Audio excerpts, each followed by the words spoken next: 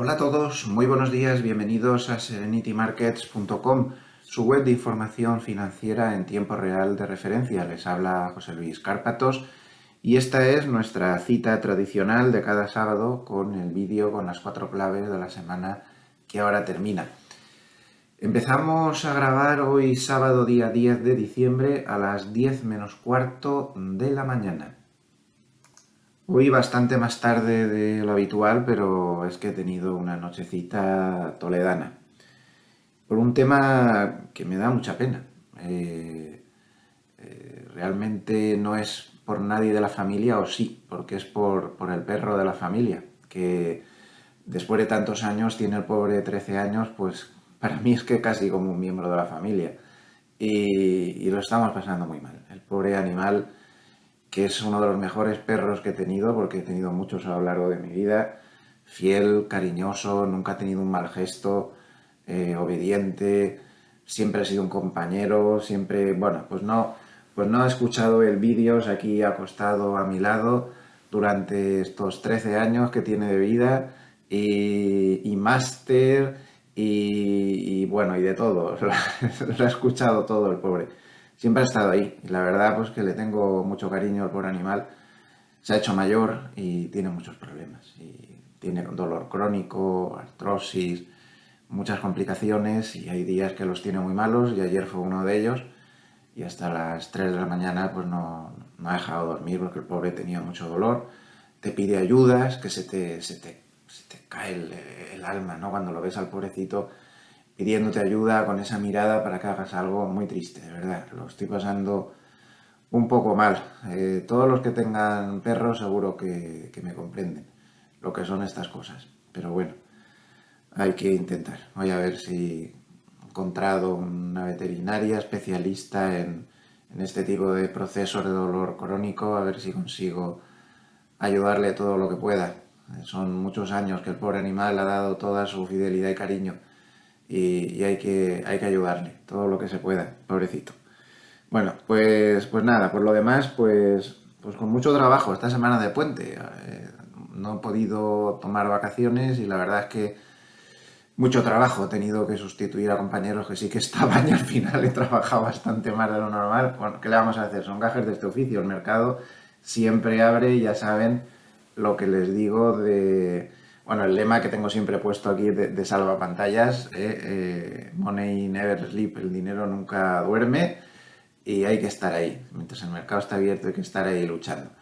Eso sí, algún tiempo he tenido para alguna serie y he conseguido activar el canal Disney que tenía en mi televisión. Yo no sé lo que le pasaba, pero llevaba como un año que no lo toqué porque me salía solo un cuarto de pantalla. Había cambiado la configuración de la televisión 40.000 veces, había preguntado a todo tipo de técnicos y nada, no había manera. El canal me salía solo en una cuarta parte de la pantalla. Se veía muy pequeñito y lo tenía olvidado. Pero de repente, en una de esas actualizaciones, por lo visto, del televisor, pues se ha arreglado y esta semana he empezado a saco con el canal Disney que tenía ahí varias series marcadas y me he visto la tercera temporada de Guerra de los Mundos, una serie europea sobre una invasión extraterrestre y demás, que está, para ser europea, que son siempre, casi siempre, bastante más flojas que las americanas, tienen menos medios y menos efectos especiales y demás, pero está muy aceptable, muy aceptable. A mí me ha gustado, sobre todo esta tercera temporada, que ha sido de las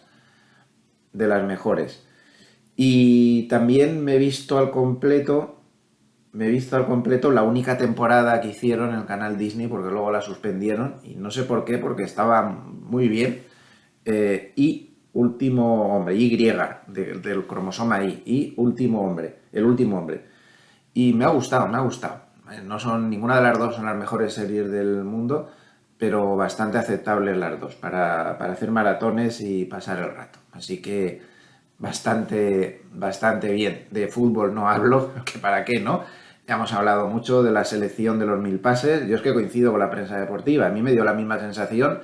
Recuerdo perfectamente el mundial con Rusia y demás, en Rusia y demás. O sea, es que daba risa, ¿no? Pasecito a la derecha, pasecito a la izquierda, pasecito a la derecha, esa especie de tiki-taka, pero no bien hecho, que el tiki-taka bien hecho sí que daba resultado, pero esto no va. Y es que han pasado 4 años y seguimos con lo mismo, pasecito, pasecito, pasecito, pasecito. Sí, vale, no nos atacan mucho, pero tampoco hacemos nada de nada. Y no sé, a mí no me ha gustado nada. El juego de la selección me ha defraudado muchísimo. Y bueno, aprovecho para felicitar a los muchos amables escuchantes argentinos que tenemos. Pues una felicitación cariñosa por el pase a las semifinales. Ayer estuve viendo el partido, la verdad es que fue bastante emocionante. Un partido que tenía Argentina absolutamente controlado y cómo se complicó ahí en los últimos minutos, pero al final, pues ahí está Argentina en semifinales. Felicidades a todos los amables escuchantes argentinos. Bueno, antes de empezar, recordarles, en Serenity Markets tienen durante toda la jornada, todos los días, de 8 de la mañana hasta las 10 de la noche. Somos varios compañeros, nos vamos turnando. En el último turno estoy yo, también estoy entre por la mañana a ratos, en el último turno hasta por la noche estoy yo. Y bueno, pues ahí estamos contando la actualidad financiera en tiempo real y a nuestros titulares desde las 7:30, 8 menos cuarto, por ahí, hasta las 10 de la noche. Está a su disposición para estar siempre informados. Intentamos ir al grano de las cosas importantes. También vía Telegram pueden pinchar aquí y pueden recibir en su móvil de manera gratuita o bien los titulares o bien solamente las cosas más destacadas que vayan saliendo, pues ya según prefieran. Y también recordarles que si se van a gloversiasicaf.com, aquí se ve la dirección, gloversiasicaf.com, pues ahí tienen todos los teléfonos, correos, contactos y todas las historias de Gloversia, la EAF de la que soy director de inversiones, donde tienen las dos SICAFs que están a su disposición. Puede que haya más en la familia, ya veremos. De momento hay dos. Y también pues cualquier otra cosa que necesiten relativo a nuestra autorización como EAF que tenemos por parte de la Comisión Nacional del Mercado de Valores. Recuerden, no tienen por qué estar con nosotros, pero si están dejándose asesorar o lo que sea, respecto a sus ahorros, no utilicen a nadie que no esté dado de alta en un organismo regulador, que luego vienen los problemas. Y no son pocos, precisamente. Cada día hay más estafas y más historias. Bueno, pues nos vamos con el mercado. Un mercado muy complejo. Si esperábamos que esto se fuera aclarando con el paso del tiempo, yo empiezo a pensar que esto se está liando cada vez más. Y ya veremos esto cómo acaba. Esto está complicado, está complicado. Vamos a tener que ir analizando semana a semana muy profundamente porque no se termina de despejar el tema. Estamos jugando con dos factores macroeconómicos extremadamente complejos. El factor inflación por un lado y el factor recesión por otro. Ya sé que sí, que la recesión la niegan fervientemente todos los políticos, el establishment. Esto es como el deber de todo prisionero de guerra es escapar, ¿no? Bueno, pues parece ser que el deber de todo político es siempre dulcificarlo todo ponerlo bonito, y al pueblo pan y circo, como decían los romanos, ¿no? Bueno, pues eso no ha cambiado nada, sigue igual. Los políticos siguen dándonos pan, circo y otra serie de cosas para que no pensemos demasiado, pero hay que intentar pensar, porque los políticos no nos resuelven la vida, ¿eh? Y los políticos no nos van a aportar una opinión que sea correcta para las decisiones económicas que tenemos en nuestra vida. Tenemos que pensar por nosotros mismos, y lo de la recesión pues es un factor tremendamente importante y las cosas pues no pintan precisamente bien. Y empezamos a ver cosas. Un primer factor que me preocupa mucho. Miren lo que ha pasado con los ahorros, por ejemplo, en Estados Unidos. No paran de decir los políticos americanos que, que dónde está la recesión, incluso algunos en plan sarcástico y en plan burlesco, ¿no? Esos profetas del apocalipsis antipatriotas que hablan de la recesión que tiene que venir. ¿Cómo? ¿Dónde está la recesión? El consumidor está fuerte. Hombre, consumidor está fuerte, pues miren, aquí lo tienen muy claramente explicado. El consumidor está fuerte porque lo hincharon a cheques de regalo y a historias para ganar votos y para, bueno, pues lo que hacen los políticos siempre.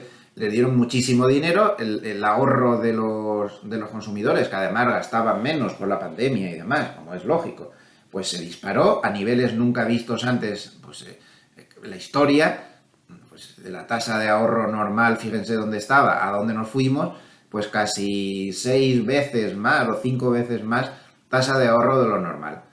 Entonces, ¿ahora qué pasa? Que hemos estado viviendo de los ahorros que tenían los consumidores.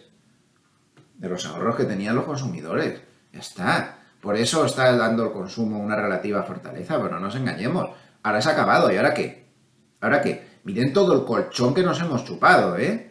Y esto es bastante parecido en el resto de áreas económicas influyentes, como puede ser la zona euro y demás. Los gráficos son bastante parecidos, guardando siempre las distancias. Nos hemos comido los ahorros. Nos los hemos comido, y los que no nos hemos comido se nos están evaporando por la inflación que tenemos, que es altísima, que eso es el impuesto de los pobres. Eso nos está destrozando los ahorros a los que nos quedan. Y luego los bancos no se están matando por retribuirnos los ahorros. Yo vuelvo a repetir lo mismo, si su banco no le quiere pagar por un depósito lo que tiene que pagarle, pues váyase, se va al Banco de España y se compra una letra del Tesoro. Por cierto, ahora que digo eso, que se me ha olvidado el disclaimer. Recuerden que en este vídeo no damos recomendaciones, no damos ningún tipo de propaganda de ningún intermediario concreto. Hablo solo de Gloverse porque Gloverse soy director de inversiones y ahí puedo tener mis intereses con ellos y mis cosas, y eso debe quedar claro. Punto. Aquí no se recomienda nada ni a nadie, y mucho menos acciones sueltas. Eso no quiero, a veces nombramos algunas acciones, mucho menos eso, no recomiendo nada a nadie, y mucho menos acciones sueltas, ni operaciones concretas, ni nada de nada. Es lo que dice la legislación vigente y la pienso cumplir a rajatabla. No se puede asesorar desde comentarios ni nada de todo esto, eso es ilegal. Solo les puedo asesorar si ustedes son clientes de la entidad registrada para la que trabajo, y así todos los demás. Por favor, tengan en cuenta que todo lo que vamos a hablar en este vídeo son opiniones personales, es un análisis macroeconómico y técnico sin ningún afán de recomendación. Bueno, dicho esto, el disclaimer, no hay que decirlo, siempre es importante. Pues pasemos a lo que estábamos diciendo. Nos hemos chupado los ahorros, ¿y ahora qué? ¿Cómo vamos a mantener ese ritmo del consumidor? Pues me temo que no lo vamos a poder mantener. Es muy importante que tengamos esto en cuenta. Esto es un tanto a favor de la posible recesión.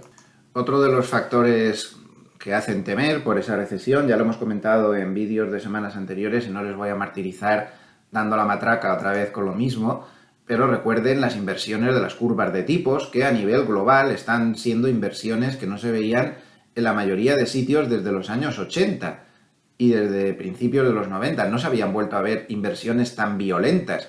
Y ya saben que desde la Segunda Guerra Mundial todas estas inversiones de las curvas de tipos pues han causado que se acabara con una recesión. Sería realmente improbable que en este caso no fuera así.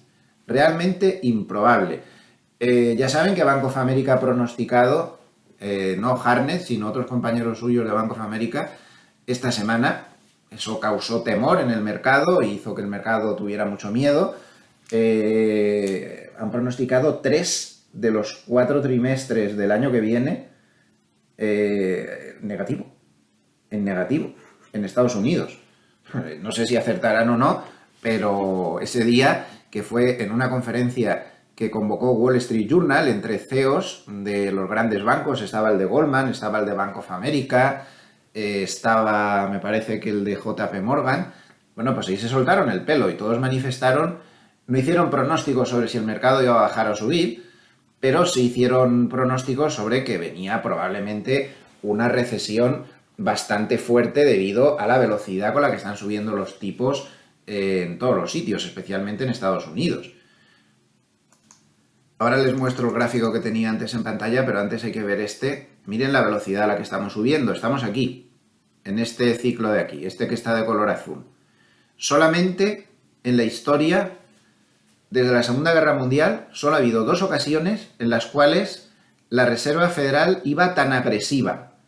iba a tanta velocidad solo en 1973, en la gran crisis inflacionista, y solo un poco más agresiva, tampoco mucho más, y en 1980, donde ahí entró Volcker, dijo que ya estaba bien, de tantos años de inflación que no había manera de bajarla, y le atizó de una manera violentísima, como podemos ver. Ahora es la tercera ocasión, la inmensa mayoría de ocasiones en las que ha habido subida de tipos, como podemos ver, la subida de tipos ha sido muchísimo menos violenta, incluso la del año 76 provocada porque la inflación no terminaba de bajar. Así que, bueno, no vamos a marear más la perdiz, pero hay muchas cosas que nos dicen que podría venir una recesión. Y claro, ¿saben cuál es el problema? El problema está en esta tabla de aquí, que es una de las importantes en el día de hoy. Hoy vamos a ver varias cosas importantes y una de ellas es esta. Otra es Hartnett al final, ¿eh? Ojo con Hartnett, que está dando un giro a su perspectiva de las cosas. Hoy va a requerir más tiempo de lo normal porque tenemos que verlo despacito, ¿eh? Lo que está diciendo. Bueno, pues vamos a ver. Esta tabla es demoledora. Miren lo que dice. Es de Carson Investment. Dice: los mercados bajistas no terminaron, yo añadiría nunca, antes, bueno, nunca desde la Segunda Guerra Mundial, que siempre es lo que se considera un poco como, por decirlo de alguna manera, la economía moderna, ¿no? Desde la Segunda Guerra Mundial, siempre se usa ese baremo. Los mercados bajistas nunca, desde la Segunda Guerra Mundial, empezaron antes, before, de que las recesiones empezaran, ni una sola vez. Ahora dicen que ya estamos en un mercado alcista, ¿seguro? ¿Seguro que estamos ya en un mercado alcista? Sería la primera vez en la historia en que el mercado bajista termina antes de que empiece la recesión. Aquí lo tienen muy claro. Inicio de la recesión, noviembre del 48. Y la columna clave es esta. Bueno, esta es, terminó el mercado bajista antes de la recesión, todos no. La columna clave es esta. ¿Cuántos meses después de que empezara la recesión terminó el mercado bajista? 7 meses en noviembre del 48, 2 meses en agosto del 57, 5 meses en diciembre del 69, 11 meses en la recesión que empezó en noviembre del 73, 13 meses más de mercado bajista en la recesión que empezó en el 81, 19 meses más en la recesión que empezó en marzo del 2001, 7 de diciembre empezó la recesión el diciembre del 2007, 15 meses, y aquí solo podría haber una excepción, que es la de marzo del 2020, porque todo fue tan rápido que todo pasó en apenas unas semanas, con lo cual pues no dio tiempo a que esto se consolidara. Ahora llevamos 9 meses ya de tendencia bajista, hemos caído un 25,4%, estamos, bueno, no es de las peores, tampoco de las mejores, aquí un menos 20, menos 21, pues, bueno, puede bajar mucho más, como vemos, menos 33, menos 56, menos 48, menos 36, pero claro, sería la primera vez. Siempre hay una primera vez para todo, desde luego, ¿no? Pero esto induce a una cierta inquietud. En suma, nos queda más tiempo. Aún no cuadran las fechas para el festival. Sí puede haber tramos claramente alcistas y otros que se compliquen. Al final, miren qué gráfico más simple. Reserva Federal acomodaticia, para arriba. Reserva Federal no acomodaticia, esta, para abajo. Reserva Federal acomodaticia, para arriba. Reserva Federal no acomodaticia, para abajo. ¿Sabemos ya que la Reserva Federal va a dejar de subir tipos y todas estas cosas? Pues hombre, ya empezamos a tener pistas de que se podría parar en el 5 y demás, pero aún no ha pasado a Reserva Federal acomodaticia. Claro, para complicar el análisis, pues también sabemos desde 1950, miren este gráfico, que los mercados tienden a tocar máximos 7 meses antes de que la recesión empiece. En este caso, como se ha mezclado con otra cosa, con la crisis inflacionista, el pico del mercado está mucho más atrás, pero lo que más me interesa es esto, y es que los mercados tienden a recuperarse 6 meses antes de que la recesión termine. Estamos ahí entre dos cosas que condicionan mucho. Sabemos que el mercado le cuesta, nunca lo ha hecho, terminar una tendencia bajista antes de que empezara la recesión, pero también sabemos que suele el mercado recuperarse 6 meses antes de que termine la recesión. La línea azul es el mercado y la línea verde es el dato de producción industrial. Como podemos ver, tienden a recuperarse mientras los datos macroeconómicos siguen cayendo en picado y la bolsa ya. Podríamos tener en esta ocasión un modelo híbrido y que estuviéramos cerca de, o que sí que se hubiera tocado suelo, aunque no estuviera garantizado que se pueda subir mucho más. Podría ser. Ya digo que estamos en una situación realmente difícil. Solo intento destacar pues los detalles importantes para ver si conseguimos construir algo medianamente lógico, ¿no?, en el proceso de análisis, pero pueden pasar muchas cosas. Puede que estemos ante un hecho un poco raro, ¿no?, al mezclarse la inflación, la recesión, todo, unos bancos centrales que no tienen el mercado echado que no tenían el mercado echado a las espaldas en los años 70-80, que es el único periodo comparable al que tenemos ahora. Ahora es diferente, ahora están totalmente los mercados dependientes de lo que hagan los bancos centrales. Es complicado. De momento, pensemos lo que pensemos, tenemos un tema la semana que viene que va a ser el que decida si subimos o no, y no va a ser precisamente el análisis macroeconómico, que es más bien de medio plazo, todo lo que estamos hablando, ni va a ser tampoco el análisis técnico, ni va a ser nada de nada. Va a haber una cuestión la semana que viene que va a decidir cuál es la tendencia, mejor dicho, dos cuestiones la semana que viene que van a decidir cuál va a ser la tendencia próxima, y si vamos a tener rally de Navidad o si vamos a tener el tortazo de Navidad. Va a depender de lo que pase la semana que viene, clarísimamente. Y creo que ayer ya tuvimos una demostración, cuando se publicó el dato de precios de producción y el S&P 500 reaccionó de esta manera. No se puede comparar, ¿eh? Eso es una equivocación pensar que el dato de precios de producción es algo parecido al IPC, no tiene nada que ver. Es mucho más volátil, es mucho más inexacto y no tiene una correlación como mucha gente cree. Si el índice de precios a la producción sube 3 décimas, el IPC va a subir 3 décimas. Y no, eso tiene nada que ver. Tienen una cierta correlación, evidentemente, porque no dejan de ser medidas de la inflación que hay detrás en la economía, pero no van unidos. No van unidos exactamente. Pero a pesar de eso, miren cómo reaccionó ayer el S&P 500 ante un dato de precios de producción 2 décimas por encima de lo esperado. Miren, esto es una caída de aquí a aquí del 1,6%. Y luego lo recuperó en parte. Y luego ya, a última hora del día, es tanto el miedo que se tiene a la inflación de la semana que viene, día 13, 2:30 de la tarde, hora española, dato de IPC, alarma roja, pónganselo en el calendario ahí con alarma roja. Si ha reaccionado así con el dato de precios de producción, que además cuando lo leías a fondo te dabas cuenta de que, bueno, a ver, el dato había salido 2 décimas por encima de lo esperado, pero había bajado del 8 al 7,4. Tampoco estuvo tan mal.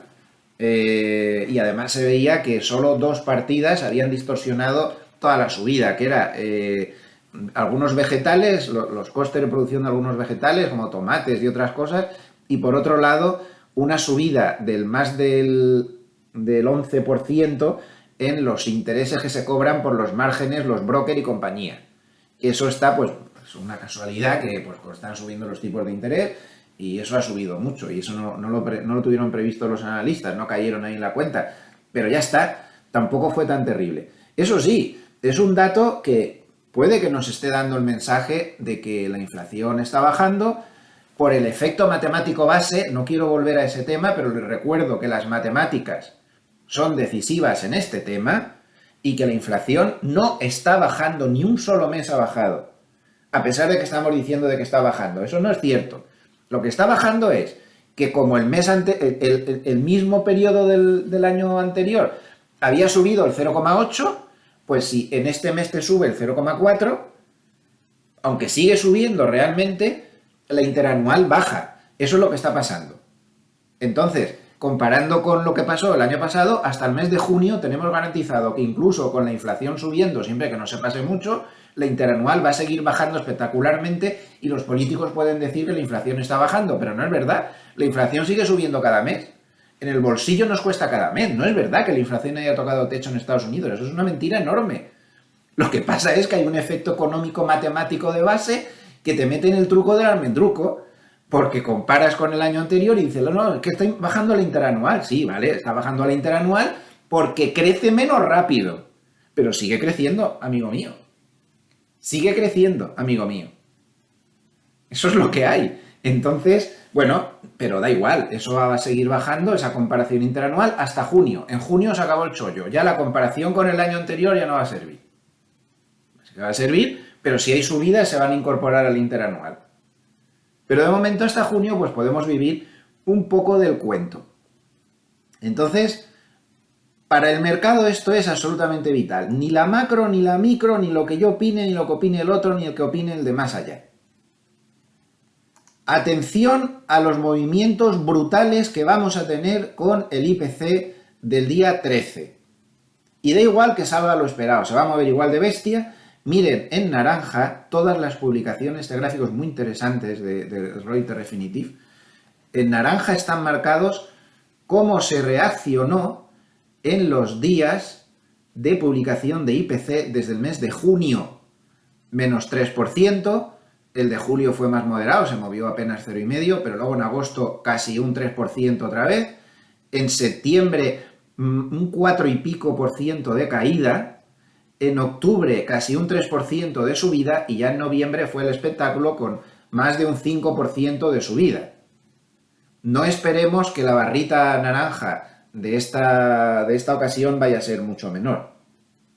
No lo esperemos. En las 6 últimas publicaciones del IPC, el SP500 ha tendido a moverse en cualquier dirección un 3%, es decir, el triple de lo normal en los días que hemos tenido normales y corrientes, que tampoco es que sean muy tranquilos, porque la volatilidad que hay es mucho mayor de la que indica el VIX. El VIX ya no se lo cree ni el que asó la manteca. Lo siento mucho, pero hay que inventar otra cosa. Ya la han inventado, ¿eh? Ya hablaremos de esto otro día. Ya están inventando otras cosas. Porque el VIX ya no sirve. ¿Saben por qué? Porque los hedge funds han aprendido cómo manipularlo y lo están haciendo. Para manipular el VIX es muy fácil, porque se basan en una serie de opciones que no tienen precisamente un gran volumen, y para los hedge funds es pan comido manipular esas opciones y llevar ese índice donde les dé la gana. No es todo así al 100%, pero sí en una buena parte, y por lo tanto, pues cuidado con eso, ¿eh? No es teoría conspiratoria, es que es la realidad. Investiguen un poco por internet y verán cómo no soy el único que lo está diciendo, yo no soy nadie, sino gente bastante grande y bastante seria en Estados Unidos. Bien, pues esta es la primera clave de la semana. ¿Para qué vamos a calentarnos mucho la cabeza? Hoy estamos hablando de análisis un poco más a medio plazo, pero así a corto plazo es que ni se molesten en hacer análisis alguno. Todo va a depender de ese dato. Y vaya usted a saber lo que va a salir ahí. Pero ese dato es absolutamente fundamental. Una pista buena, pues que miren cómo ha caído el índice Manheim de coches usados de noviembre. Es muy bueno, ha caído mucho. Ha caído mucho. Parece que eso apuntaría a un IPC tranquilizador, ¿no? Parece que es una baza a favor, pero puede haber otras partidas que lo fastidien, pero de momento esta partida sería muy favorable. Otra cuestión muy favorable, pues el batacazo que se ha dado al petróleo. El petróleo, que llegó a subir un 60% en medio del año, ahora está cayendo en el año. Esto es buenísimo para la inflación, también aporta esperanzas. Y no digamos nada de la gasolina. La gasolina, que en Estados Unidos tiene un peso muy importante, es un país muy grande, donde hay mucha costumbre de conducir mucho y es un factor muy importante para el consumidor norteamericano, pues llegó a subir más del 80% a lo largo del año, y en este momento, en lo que va de año, está cayendo un 3%. Luego son factores bastante que nos animan, ¿no?, de cara a un dato bueno. Aquí tenemos también otra buena pista, que es el índice Citi de sorpresas solo de datos de inflación relacionados con la inflación en Estados Unidos y como podemos ver está pasando negativo. Esto sería muy buena cosa también. Otros datos, otros subdatos menores que no sean el IPC relacionados con la inflación, pues están dando sorpresas negativas, es decir, inflación más abajo de lo que espera el mercado, lo cual también es bueno. Es la primera vez que pasa a negativo pues desde que se lió la manta a la cabeza a finales del 2020. Todo esto nos sigue indicando que podríamos esperar un dato bueno en principio. Los precios de los containers entre China y Estados Unidos, pues ya ven, la caída es tremenda. Se llegó a pagar casi $20.000 por un container y ahora mismo ya ha vuelto a la normalidad y se están pagando $1.426 por un container. Y además cuellos de botella en clara relajación. Esto también apuntaría bien. Los precios de muchas materias primas. Atención a la madera. La madera, como se está desplomando el sector de construcción en Estados Unidos, pues ya ven qué barbaridad. Llegó a estar a 1.350 este mismo año y ahora ha bajado a 391, nivel menor desde junio del 2020. El precio de la madera ya ha llegado pues, a la normalidad, está por donde estaba siempre. Se acabó toda esta burbuja de las materias primas que hemos vivido. ¿Y qué nos dice el IPC de la Reserva Federal de Cleveland? Pues bueno, el mes pasado no acertó, falló, pero en otras ocasiones había ido bastante fino. Ya no sé, no me termino de fiar mucho porque el mes pasado se equivocó por bastante, pero bueno, es algo que los operadores siguen mirando y no deja de ser otra pista. Pues a fecha de ayer, la última actualización de ayer, día 9, daba un IPC para el dato del día 13 de 7,49 y para el dato que se dará en enero correspondiente a la inflación al IPC de diciembre, el 7,27. Pero para el dato del día 13 daba 7,49, teniendo en cuenta que la previsión es de 7,6. Así que también apuntaría a un dato bueno. Luego ya, cualquiera sabe. Cualquier distorsión, cualquier cosa no prevista, el mercado se lo toma todo a la tremenda, para bien o para mal, y es un poco lotería. En principio no apunta así a mucho peligro por arriba, pero con todo lo que hemos visto hasta ahora, pero no te puedes fiar. En un dato a corto plazo no te puedes fiar. Puede haber cualquier distorsión que no se nos está ocurriendo a nadie en este momento, así que ahí nos la vamos a jugar. El día 13 a las 2:30. Y ya saben lo que hay. Les recuerdo el gráfico que ya vimos la semana pasada, lo recuerdo muy rápidamente. Cuando se toca techo de inflación, si hay recesión a continuación es la línea naranja, el mercado no sube, y en todos los otros casos, si no hay recesión, el mercado sí que sube. ¿Habrá recesión? ¿No la habrá? Bueno, son todo indicios, por un lado y por otro, pero certezas no tenemos ninguna. ¿Y la famosa pauta estacional del rally de Navidad nos puede ayudar? Pues si nos ayuda es que aún no le ha llegado la hora. La hora, fíjense, desde 1950, la hora del rally de Navidad, cuando aparece, en promedio sí que aparece, empieza exactamente el día 16. Es decir, que las posibilidades de que se activara el rally de Navidad empezarían a partir del viernes de la semana que viene. Una semana que viene donde además hemos dicho solo una de las citas, pero luego falta la segunda cita, la reunión de la Reserva Federal esa semana también. Ni les cuento la importancia que tiene y la brutal respuesta que puede tener por parte del mercado, sobre todo la rueda de prensa de Powell. No se sabe por dónde va a salir. En la última vez que habló, el día 30, consiguió tirar el mercado arriba con una brutalidad tremenda y en la reunión de la Reserva Federal previa, en la rueda de prensa, hizo lo contrario. ¿Qué va a pasar? Pues no lo sé, pero igual que el dato del 13 puede mover el mercado con gran violencia, ni les cuento lo que puede pasar con la reunión de la Reserva Federal y la rueda de prensa de Powell. Entonces ya podemos hacer análisis que no van a servir de nada. Son dos eventos de tal magnitud que pueden mover al mercado bestialmente. Entre medias vamos a tener, o a lo largo de la semana también, vamos a tener el jueves pues al Banco Central Europeo, ¿no? Ya una vez que hayamos tenido las dos movidas prácticamente no, en días consecutivos.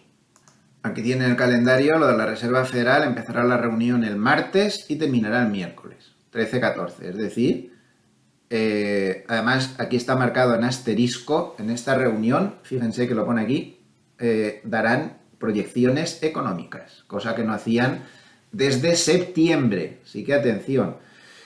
El martes el IPC a las 2:30 de la tarde hora española y el miércoles la Reserva Federal a las 8 de la tarde y a las 8:30 la rueda de prensa. Vamos, van a ser 2 días de locura. Si salimos vivos de esos 2 días, el rally de Navidad lo puede tener fácil, y si nos han machacado en esos 2 días, pues puede acabar el mes como el Rosario de la Aurora. Por si fuera poco, como estábamos diciendo, al día siguiente, el jueves, tenemos al Banco Central Europeo. Esta reunión ya parece con menos poder para mover al mercado. Parece todo más bien descontado. Lo que el mercado descuenta es una subida de 50 puntos básicos. Ojo, porque si les diera por subir 75 puntos básicos, eso no está descontado y le podría hacer daño a Europa y le podría hacer daño también a los bonos europeos.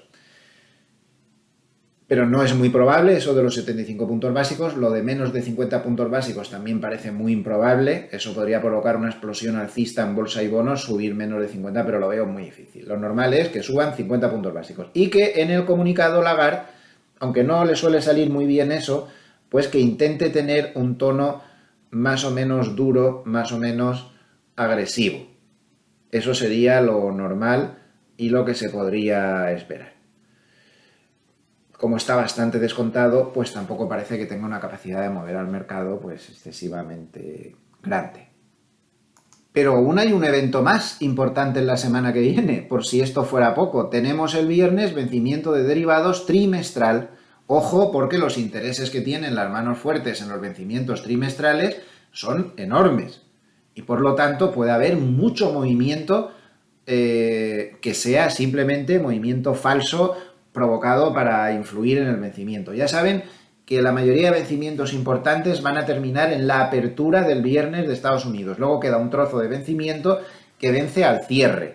Pero ya tras la apertura podemos considerar que estamos entrando ya en el territorio de la reacción posterior al vencimiento. Estacionalmente, como se ve aquí en esta tabla de los hermanos Hertz, de Trader Almanac, bueno, no es una semana mala. Tiene un porcentaje del 65-70% de semanas del vencimiento del tercer trimestre positivas. Lo que pasa es que el año pasado fue negativa, 2020-2019 fue positiva y el 2018 fue una semana catastrófica, con un menos 7%. Entonces tampoco nos podemos fiar mucho de esta estacionalidad precisamente. Algunas cosas a considerar. Miren, por ley de sentimiento contrario, miren lo que están haciendo los consumidores, los inversores minoristas, según Goldman. Están bastante preocupados. Por ley de sentimiento contrario, niveles de preocupación como el actual han marcado grandes suelos para el mercado. Lo dejo ahí como un detalle. Amplitud de mercado. Fíjense cómo en esta subida que hemos tenido reciente, ahora estamos otra vez de caída. Si nos fijamos en el volumen a la baja, que es la línea roja, y en el volumen al alza, que es la línea verde, a diferencia de los últimos rebotes que habíamos tenido, por ejemplo el del verano, donde no se llegaron a acercar las posiciones, pues en esta ocasión ha faltado muy poco para que el volumen comprador superara al volumen vendedor. Interesante por amplitud de mercado. También, hablando de amplitud de mercado, muy interesante esto. Ya llevamos 2 ocasiones, el rebote de marzo y el actual, en el que el mercado se frena en cuanto se llega a un 60% de valores del S&P 500 por encima de su media de 200. Sería muy positivo si algún día hubiera una subida donde se viera a más de un 60% de valores del S&P 500 por encima de dicha media. Una pauta que puede ser positiva, también de Trader Almanac, tras 2 meses de subidas fuertes como los que recientemente hemos tenido, estacionalmente se tiende a estar bastantes días en lateral bajista y a continuación se reinicia la subida otra vez.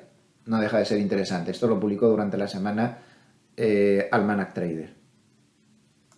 Otra señal de amplitud de mercado bastante interesante, en este caso es el NISE, jugando con el porcentaje de valores que están por encima o por debajo de la media de 200. Como podemos ver, cuando el porcentaje de valores del NISE es un mercado más amplio, con más de 2.000 o 3.000 valores, llega a estar por debajo del 15%, como ha pasado recientemente, y entonces sube por encima del 50%, como ha pasado también recientemente, desde el año 2002, siempre que esto ha sucedido, como aquí, como aquí, como aquí, como aquí, o como aquí, hemos tenido una subida de medio plazo de bastantes meses bastante decente. ¿Será en esta ocasión la excepción? Pues aún no lo sabemos, pero desde luego la señal es curiosa, es una señal basada en la amplitud de mercado que me ha parecido muy interesante. Un factor muy importante durante toda la semana. En los mercados oscuros no se ve movimiento.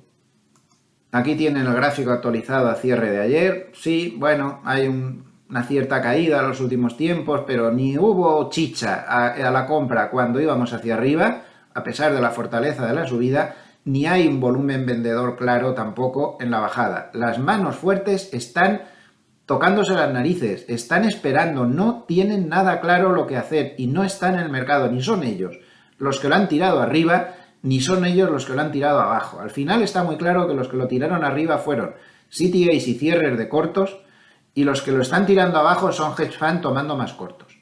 Punto. El resto del mercado apenas se mueve, y durante la semana fue muy importante el comentario que hizo precisamente en la noche del jueves al viernes Goldman, la mesa de trading de Goldman, diciendo que no veían movimiento en toda la semana. La mesa de JP Morgan dijo lo mismo. Spot Gamma publicó este gráfico en el cual se veía que a nivel de opciones, que es donde verdaderamente trabajan las manos fuertes, el volumen es de risa, se está desplomando tanto en los call como en los put. La mano fuerte no está haciendo nada. El mercado está dando bandazos con una pequeña parte de los participantes habituales metidos ahí. No hay una tendencia clara. Es evidente que la mano fuerte está esperando lo que pase la semana que viene.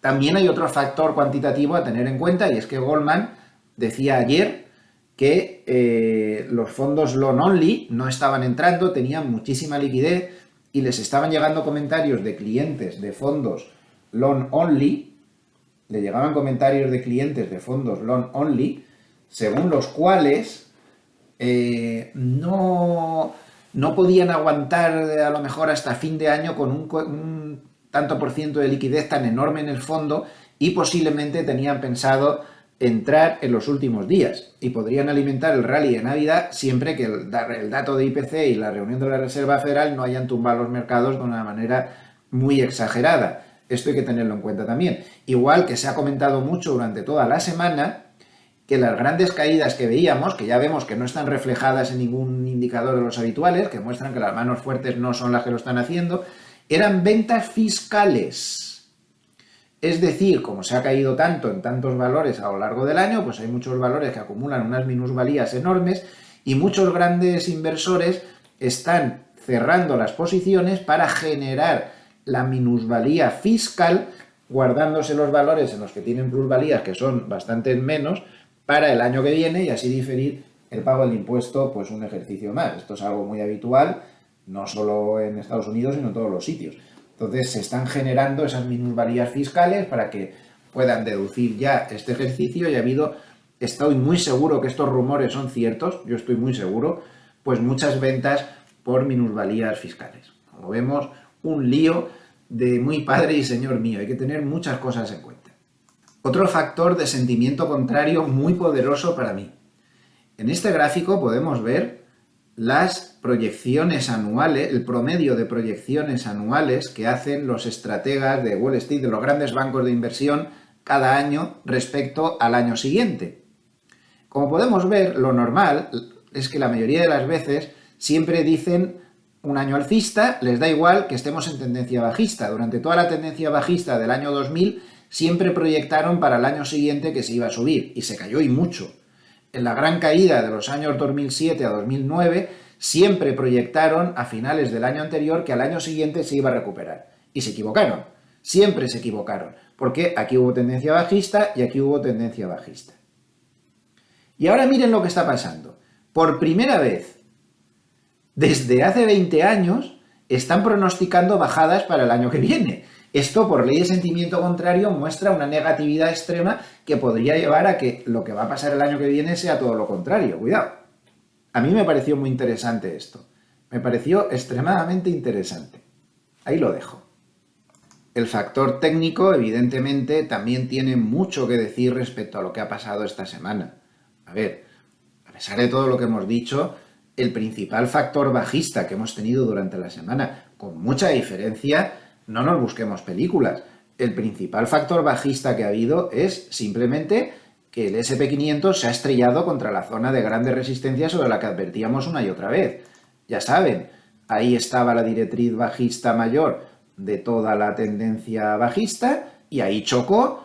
No mucho más lejos estaba el retroceso de Fibonacci del 50% de todo este gran tramo de caída, un nivel importantísimo para el mercado, porque históricamente siempre que se rompe al alza ese retroceso del 50% en una tendencia bajista secular, tiende a dejar el mínimo anterior como el mínimo ya definitivo de la tendencia.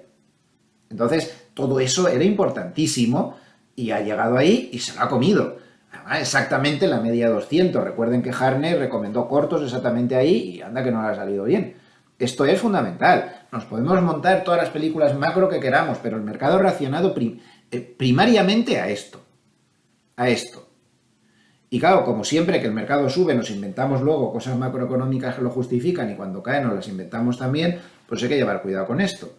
Y además, a mí me sorprende mucho de que los operadores y los periódicos cambian de opinión en 24 horas. Si el mercado estaba bajando hace 24 horas, todo estaba muy mal macroeconómicamente. Y si el día siguiente te sube el 3%, todo está maravilloso, ya no va a haber recesión, la inflación se va a terminar y los ángeles y los arcángeles van a bajar del cielo para... Bueno, por favor, un poco de continuidad en la línea de pensamiento. Las cosas no pueden cambiar tan rápido. Entonces, bueno, pues nos hemos comido la zona de resistencias y durante toda la semana ha resistido, ya veremos lo que puede resistir, va a depender del IPC, la media de 100 ha contenido todas las caídas, pero in extremis, ya casi con la lengua fuera, lleva ya 1000 ataques. Como el dato de IPC salga malo, yo no creo que nos vayamos a parar en la media de 50, yo creo que se la va a saltar y posiblemente nos vayamos a, si el IPC saliera malo, la Reserva Federal atacara, nos podríamos ir a esta zona de soporte cuantitativo que tenemos por aquí, 3.750 o por ahí. No digo en el mismo día, pero sí en varios días. Y al revés, si el IPC sale bueno y la Reserva Federal no tiene ganas de hundir al mercado, pues podría ser que volviéramos a intentar un segundo ataque contra la gran zona de resistencias. Ya es un segundo ataque, si es que se produce. Si se produce un segundo ataque ya hay más posibilidades de que pueda atravesar. Si atraviesa, ya saben, siguiente objetivo 4.350 y ya aquí estaríamos hablando de otra cosa ya. Ya estaríamos hablando de otra cosa ya. Eso es importante. Quien sí que consiguió romper su zona de resistencias, sus medias de 200 y todas estas cosas, fue Europa. Y como estamos diciendo todos los días, Europa está más fuerte que Estados Unidos, clarísimamente. Y esto se está reflejando cada vez más en lo que dicen los operadores. Ya saben que a mí, en mis algoritmos que uso para la inversión, de repente y después de muchísimo tiempo, me ha pedido que prácticamente pues 3/4 partes o la mayoría de las posiciones en renta variable, que de momento son moderadas, pero me lo ha pedido en Europa. Cosa rarísima en compañías normales y en pequeñas compañías europeas.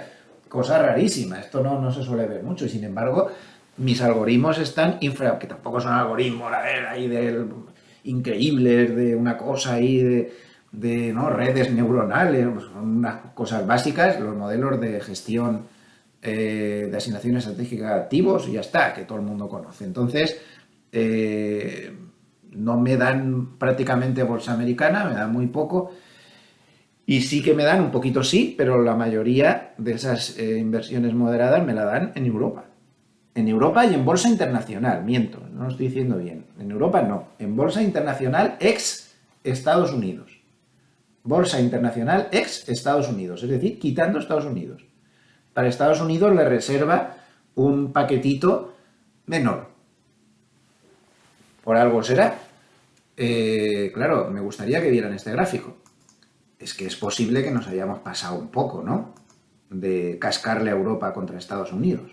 Esto es el P relativo del Eurostoxx partido por el P relativo del SP500, madre mía. O sea, la pobre Europa está con una infravaloración exageradísima respecto a Estados Unidos. No es de extrañar que esté empezando Europa a hacerlo mejor que Estados Unidos. Harnett también lo ve así, que Europa tiene más posibilidades que Estados Unidos. Yo creo que sobre esto sí que es importante que reflexionemos bastante. Bueno, pues ya más o menos he desarrollado todo el análisis que tenía previsto. Vamos a dejarnos un poquito más tiempo de lo normal para ver el paper de Harnett de esta semana, que viene bastante intenso. Bien, vamos allá. Vamos a intentar, porque Harnett ya saben que le gusta mucho lanzar los mensajes muy cortitos y a veces cuesta un poco de descifrar. Al final, yo creo que entiendo a Harnett mejor que él mismo después de tantos años de leerle. Es una broma. Bueno, vamos allá. Él cree, fíjense lo que dice aquí al final, que la falta de convicción de Wall Street es totalmente entendible porque esto está muy complicado. Está tan complicado que de repente empieza a abrir 3 escenarios diferentes, cosa que no estaba haciendo. 4 escenarios, 1, 2, 3, 4 escenarios diferentes sobre lo que puede pasar en las próximas 3 reuniones con la Reserva Federal, que esta hasta ahora no lo hacía y tenía las cosas más claras, pero él mismo está empezando a dudar también. Entonces dice, para las reuniones de esta semana, de febrero y de marzo, ya no ve claro lo que va a pasar, porque dice, si el petróleo siguiera desplomándose, como está haciendo hasta ahora, podríamos ver un 50 en diciembre, 25 en febrero y 0 en marzo. Eso al mercado le vendría muy bien. Eso sería muy alcista. Pero dice, si el mercado inmobiliario sigue cayendo de esa manera, podríamos ver 50, 25, 25. Pero si el mercado de crédito permanece sólido y la Reserva Federal entonces se asusta un poco, podríamos ver 50-50, que esto no está previsto, 25.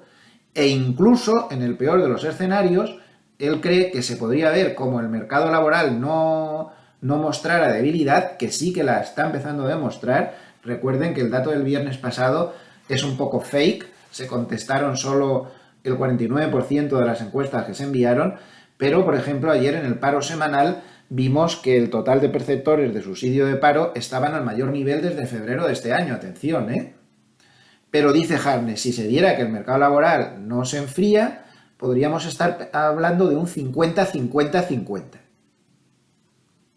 Pues ya ven, un lío.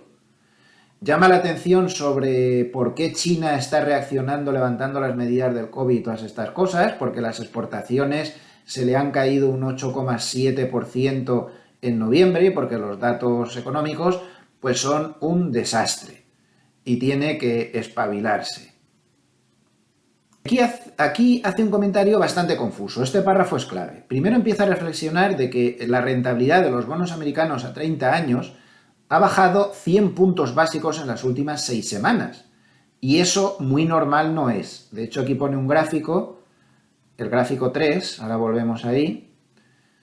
El gráfico 3 es este, donde se ve esa caída de rentabilidad que ha tenido el bono americano a 30 años, y eso no se había visto desde el año 1920. Caer tanto la rentabilidad, que estamos pasando de unas cosas a otras.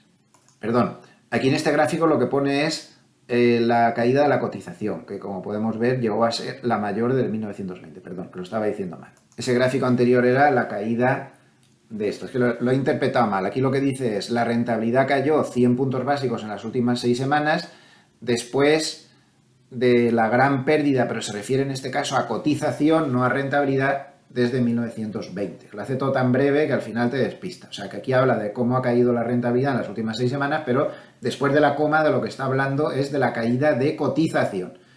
Es decir, de la gran subida de rentabilidades que hubo, que fue la mayor desde 1920, y entonces como reacción ahora la rentabilidad ha bajado 100 puntos básicos en las pasadas 6 semanas. Entonces dice, parece que hemos llegado al pico de rentabilidades, al pico de cotización del dólar. El dólar está débil, ya es una de las claves de la semana. El euro se consigue mantener por encima de la media de 200. Al pico de los spreads de crédito. Y todo esto pues ha llevado a que haya una relajación de las condiciones financieras y ha llevado pues a que las bolsas subieran un 15% desde los mínimos anteriores, ¿no? Hay muchísimo cash entre los grandes fondos de inversión. Y ahora atención lo que dice aquí. Pero es que no termino de entenderlo bien. Pero por sentimiento contrario, pero la operativa de sentimiento contrario para el 2023 es SP500 mayor de 4.400 el 31 de marzo si no hay aterrizaje en el primer trimestre y por debajo de 3.600 si hay aterrizaje duro a finales de año. Hasta ahora él estaba diciendo muy bueno para los bonos en H1 y muy bueno para las bolsas y los bonos en H2.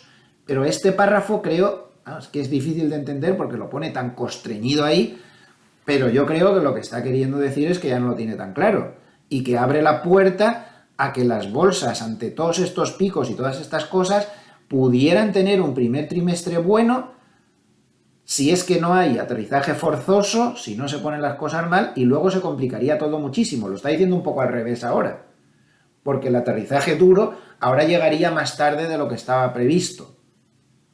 En fin, lo dejo un poco al criterio del escuchante para interpretar esto, porque no se puede dar mucha interpretación porque no da más datos, se limita a poner esa frase tan comprimida ahí. Pero a mí me parece que es eso lo que quiere decir. Y esto me parece un cambio de opinión respecto a lo que decía hasta ahora. Es decir, creo que abre la puerta a que pudiera haber subidas a corto plazo en los próximos 2 meses, por ejemplo, pero que las cosas se complicarían conforme el mercado se dé cuenta de que viene la recesión dura. Vamos a dejarlo ahí.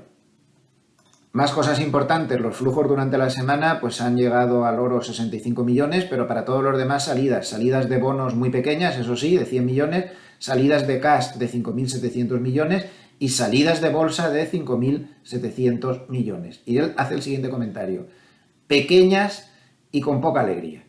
No hay mucha alegría en el mercado, lo que decimos, el mercado no está ni para un lado ni para el otro, las manos fuertes están un poco como alejadas, ¿no? Ojo con lo que ha pasado con su indicador Bull and Bear, porque por primera vez desde hace muchos meses ha subido de 2, se ha quedado en 2,6 y por lo tanto ya no está dando señal de compra. Aquí hace un resumen de lo que ha ido marcando su indicador. Dice, en 18 de mayo el Bull and Bear se metió por debajo de 2% cuando estaba en 3.800 y empezó a activar la señal de compra. Luego tocó 0 con el SP pues en la zona ya de mínimos, 3.500, 3.600. Y ahora ya pues en el entorno de los casi 4.000 que estamos ahora, 3.900 y pico, pues ha dejado de dar señal de compra. Este párrafo también es importante porque da una serie de argumentos para, pues esto es lo mismo que dice McElligott y lo mismo que dice mucha gente, ¿no? Que la inflación bajará en el 2023, es una cuestión de matemáticas, ya lo hemos dicho, pero que será pegajosa. Y entonces da pues una serie de razones, ¿no? Pero lo importante empieza aquí. Dice, compra para el 2023 en las caídas, o sea, su recomendación ha cambiado bastante. Ahora lo que dice es que sería interesante comprar en el 2023 cuando haya caídas, es decir, nada de tirarse de cabeza, sino en buenos momentos cuando haya caídas, en los nuevos líderes del mercado, que son, según él, las commodities, los bancos, las pequeñas compañías, Europa, atención, ¿ves lo que decíamos antes? Europa, emergentes y los valores value. Los valores value.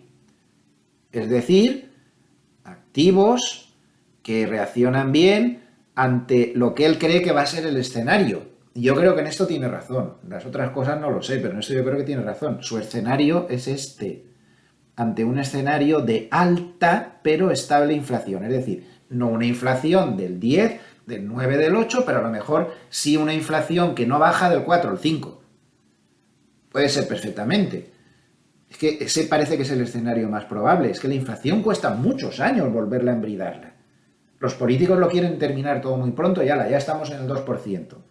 No, eso va a costar bastante. Entonces él cree que el tipo de activos que mejor lo pueden hacer en esos casos, pues vuelvo a repetir, serían pues activos relacionados con los commodities, los bancos, las pequeñas compañías, Europa, emergentes, value stocks. Valores value. Valores, balances sólidos y precios atractivos. Y dice que hay que tener en cuenta que se ha acabado el tiempo, se ha acabado la era de los ganadores de la QE. Se acabó, que fueron crédito, tecnología, private equity, private credit. Es muy persistente, diciendo que cuidado con el private equity. Este hombre se equivoca pocas veces y desde luego se la tiene jurada la tecnología, porque no desaprovecha un solo comentario para decir que ya la tecnología no va a ser el líder de las próximas subidas, sino otro tipo de valores. Entonces, esa es su recomendación para este nuevo escenario mezclado un poco diferente que está dando para el 2023. Ya no vale todo, ya no vale ponerse a comprar bolsa SP500. De hecho, si se fijan, no nombra al SP500. Habla de valores relacionados con commodities, con bancos, pequeñas compañías, nada más lejos del SP500, Europa, nada más lejos, emergentes, nada más lejos. Y value stocks, pues ahí no te puedes tirar al índice y tienes que seleccionar. Entonces, él está diciendo que aquí ya no todo vale, sino que hay que irse bolsa internacional y determinados valores de temas muy concretos, y huyendo de todos estos que fueron los ganadores en la QE. Y esto es muy importante. Dice, en el año 2023, él cree que la Reserva Federal admitirá su derrota en lo que respecta al 2%. Yo estoy convencido de eso. Lo del 2% no se lo cree ni el caso de la manteca. Eso no lo vamos a ver en mucho tiempo. Estoy completamente seguro. Tengo muy pocas cosas seguras, pero esa es una de ellas. Yo creo que lo del 2% vamos a tardar muchísimo en verlo, incluso con recesión. Y lo más normal es que los bancos centrales no tengan más remedio que admitir que ahora el objetivo es el 3 o alguna cosa así, o algo más. Ya veremos. Esto es lo que dice él. Y esto es muy importante. ¿Recuerdan ese gráfico que les he puesto de cómo lo hacía el PER de Europa comparado con el PER de Estados Unidos y que ya estaba llegando a un nivel de exageración muy importante? Pues fíjense lo que dice Hartnett, que hasta ahora no se ha equivocado nunca. Habla de debilidad del dólar y sobre todo esto, lo que más me importa, para el año 2023 está hablando. Que se dé la vuelta el mercado alcista de 15 años del spread de Estados Unidos contra el EAFE, que es valores internacionales sin Estados Unidos y emergentes. Chart 6. Fíjense qué barbaridad. Fíjense qué barbaridad. A eso se refiere. Este spread para él es insostenible. Insostenible. Como Estados Unidos lo ha hecho mejor que todo ese grupo de valores. Él cree que hasta aquí hemos llegado. Son muchos los indicios los que nos dicen que es probable que eso suceda, que Estados Unidos ya no lo haga mejor que todo el mundo durante tantos años. Realmente lo está haciendo mejor que los demás desde el año 2010, prácticamente. Muy interesante este matiz a la hora de la asignación estratégica de activos. Y ahora viene otro párrafo. Ya les he dicho que hoy era muy intenso Hartnett y por eso le he dedicado más tiempo, que es una novedad también. Es una novedad también. Y que cambia esa recomendación tan global que había hecho de comprar bonos en el H1 y bonos y bolsa en el H2. Ojo con esto ya lo que dice. Atención, La última subida. Wall Street... voy a resumir esto. Voy a saltar un trozo. Aquí, en 2023 la Reserva Federal subirá tipos por última vez. Parece claro que así va a ser. La tasa terminal está bastante clara, que más o menos por marzo así llegará. Pero lo que nos dice la historia cuando llega ese momento de se acabó la subida de tipos es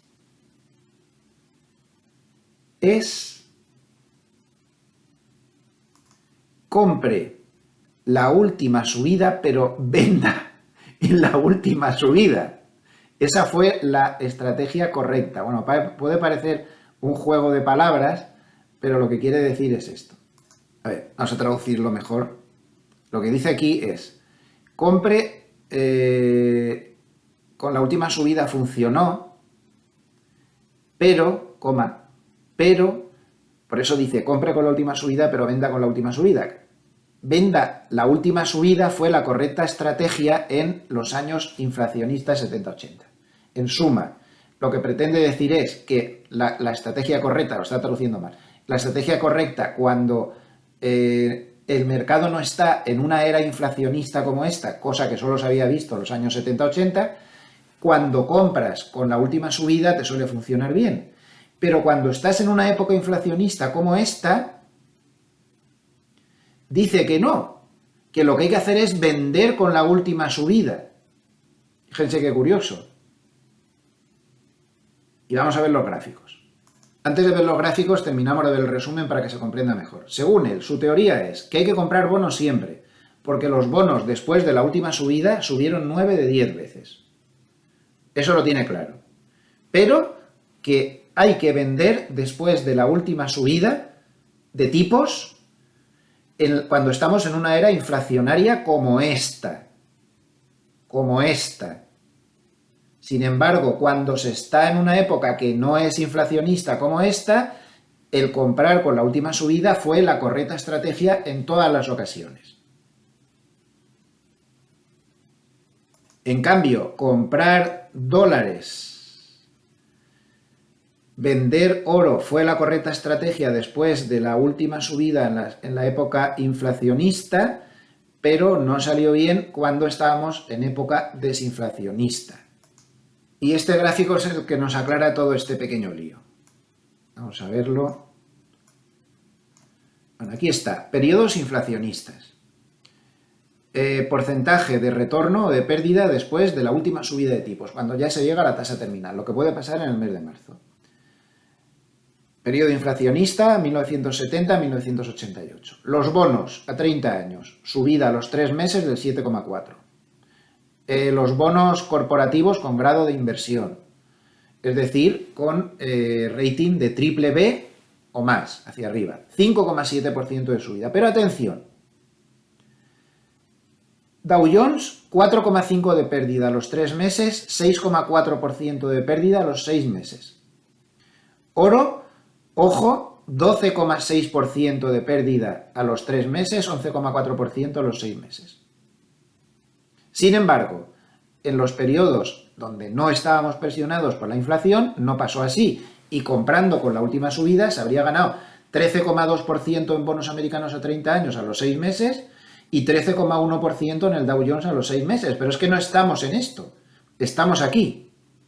Y miren cómo reacciona el mercado. Tiene muchísimo mérito este estudio de Harnett, muchísimo mérito. Y si lo vemos, todos los casos que hubo, porque ahí está sacado el promedio, como podemos ver, retorno de 3 meses del Dow Jones tras una compra hipotética en el último día en que se sube, en el periodo inflacionista, como ven en todas las ocasiones, pérdidas. 10,4, 0,4, 2,4, 5, 4,4. Nunca en periodo inflacionista el Dow Jones, nunca, sin ninguna excepción, subió a los 3 meses de la última subida de tipos. Sin embargo, fíjense que cómo cambia cuando llega la última subida de tipos y no se está en un periodo inflacionario. Tremendo. 10,6 más 12,5 más 2,2 más 4,5 más 11. Como ven, no tiene nada que ver. Pequeñas compañías, exactamente igual. En periodos como este lo pasan mal tras la última subida de tipos. En periodos como los que no estamos ahora, es decir, no inflacionarios, las subidas son mucho mayores, en algunos casos, en otros no, al final el promedio es menor, pero bueno, más o menos es igual, también suben, como las grandes compañías. Ojo para los amantes del oro. Miren lo que pasa comprando oro en la última vez que suben los tipos en periodo inflacionista, catastrófico. bajadas muy graves. En cambio, si se compra el oro tras la última subida en periodos no inflacionistas, bueno, tampoco que sea una ganancia muy grande, pero no se pierde. Este trabajo, insisto, tiene muchísimo mérito.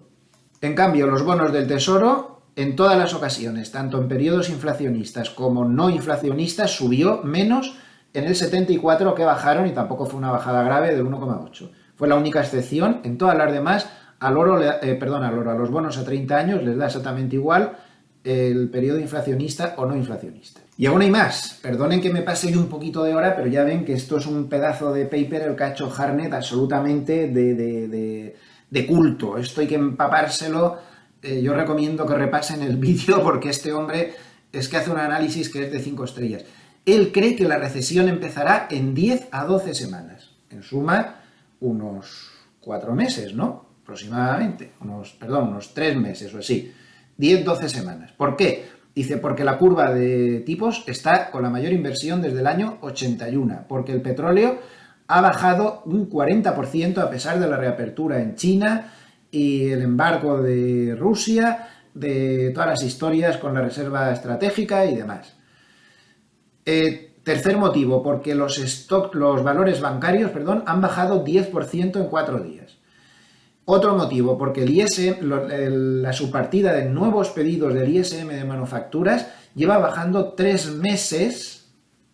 Y por último, por los desplomes en los mercados inmobiliarios de Estados Unidos, Suecia, Nueva Zelanda, Canadá y Sydney. Y por favor, cuando veamos las barbas de nuestros vecinos cortar, pongamos las nuestras a remojar.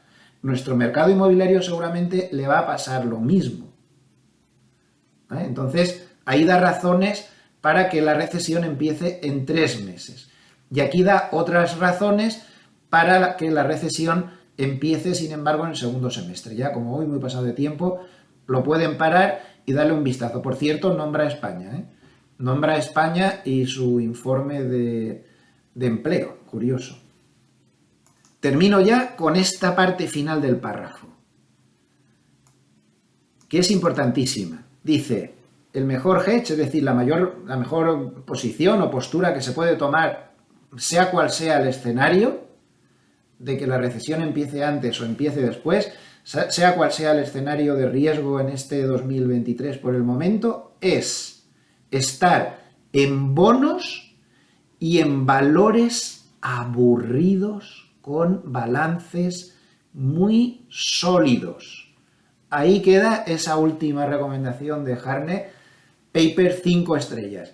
Dice que la mejor manera de estar ante este escenario tan complicado que tenemos por delante es estar en bonos y en valores aburridos con balances sólidos. Me ha gustado mucho esa expresión porque a mí alguno me dice, tú es que eres un inversor un poco aburrido, eres un poco demasiado prudente. Bueno, pues a lo mejor ahora viene un periodo bueno para los inversores aburridos como yo, que intentan estar en cosas lo más sólidas posibles. Bravo a Hartnett por este análisis que para mí nos aporta una cantidad de datos y de cosas y de perspectivas realmente valiosas. Mañana, como todos los domingos, haré un resumen de todo esto, un poco más breve, para que queden las ideas claves bastante claras, y lo colgaré en la portada de la web, como hacemos siempre. Pues nada más, solamente me he pasado del tiempo máximo 4 minutillos. Muchísimas gracias a todos los amables escuchantes. Por favor, si les gusta el vídeo, denos un like. Parece una tontería, pero es que posiciona muy bien el canal y ayuda mucho para que esto se difunda lo máximo posible y les viene muy bien en todos los aspectos.